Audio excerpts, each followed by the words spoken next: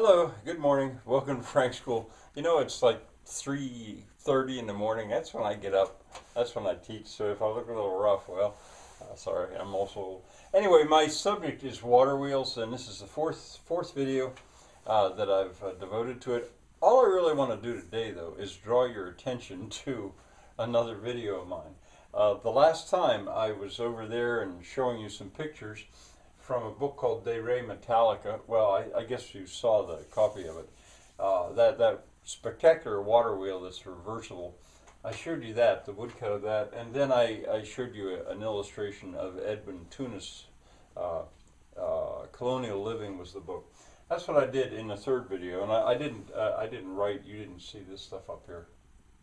I guess that would have been 38, 37, and this I guess is 38. So I think that's wrong. I think this is the 6th year, 38th day, first video. All right.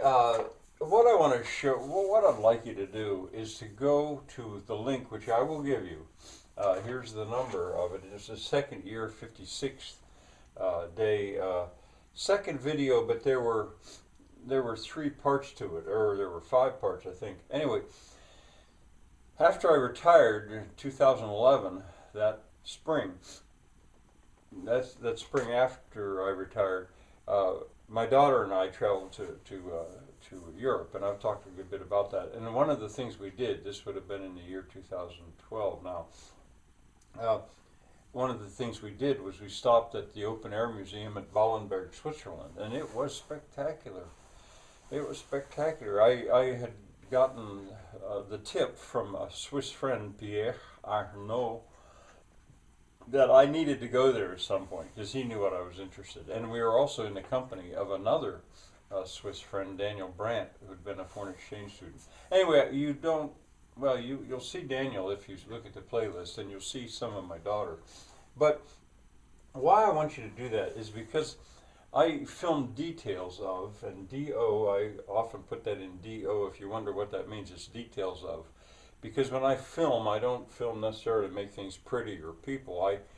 I film details. And I filmed details of an up and down sawmill, water powered, at Ballenberg, Switzerland. Now there at that site, there was right beside it, there was a bone stamping mill that actually wasn't working perfectly, and not as well. They're both cool, but anyway, they're details of it, and I'd ask you to look at that. And when I got looking at it myself, I wanted to try to figure out, now what should I recommend? What minutes, if you don't have a lot of time, where should you go to what minute? And I got watching it, and it just sort of drew me in because Ballenberg really is special. So I recommend you look at the playlist. There's not really any more about water wheels there, but take the time out to, in my company, visit Ballenberg Museum. The timber framing, that's more than anything else, that's what I wanted to see. I wanted to see the buildings in Switzerland, how they built those half barn, half house structures.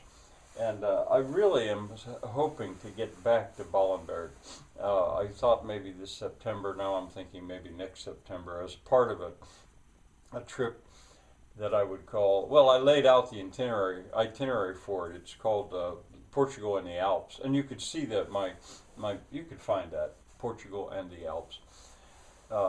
In brief, I think, is where I lay out the itinerary. I'd like to go back because I'd like to spend an entire day there, not just 3 hours or whatever we were there. Probably 3 hours, maybe 4. I think 3. I'd like to spend the entire day, from when it opens to when it closes. Filming again, but not with quite the same hurry. There is so much to see. The details of those Swiss vernacular architecture buildings are spectacular. And I'm not a cameraman. I'm probably not even getting all that much better years later here, but I move the camera too much. But part of it's through my excitement. And you can always pause. And I say, but even though I move the camera, there's plenty there to see. If you like timber framing or that kind of construction. All right, but anyway, what's taking me there today is the Up and Downs water powered Up and Downs sawmill, which I fully intend to build at least one here on the property at Frank's School. Bye for now.